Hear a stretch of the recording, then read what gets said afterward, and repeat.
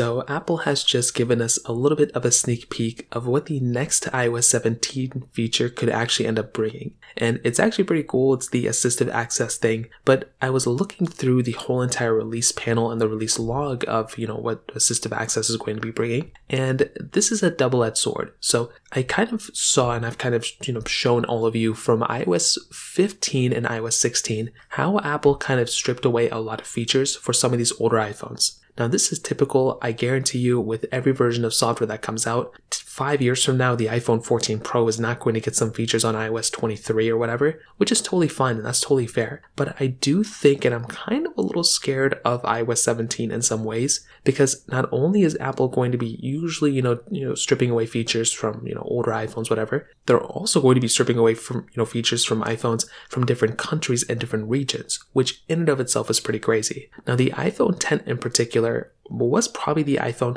that got the least amount of features, the iPhone 10, 8, and 8 Plus, were the iPhones that got the least amount of features within iOS 16. And the difference between the iPhone 10 and iPhone XS, it was insane the amount of features that you were lacking on the iPhone 10 compared to the iPhone XS. And a lot of those features were actually more of the, I would say, the AI side of things. So things like live text within photos and live text within videos are both missing on the iPhone 10, mostly because of the chipset that I guess is inside of the iPhone 10 that's not as powerful and can't do as much as the iPhone XS chipset. But if the iPhone 10 is going to be getting iOS 17, which I think it's probably going to be getting it, well, what's going to happen with some of these AI features that Apple has been kind of demonstrating within even this assistive access that, show off thing that they just did? There was nothing I could see that showcased, oh, this is going to be supported on this iPhone or this iPhone. So I don't think Apple's saying anything like that yet. The only key thing that I even kind of saw was that for the whole entire,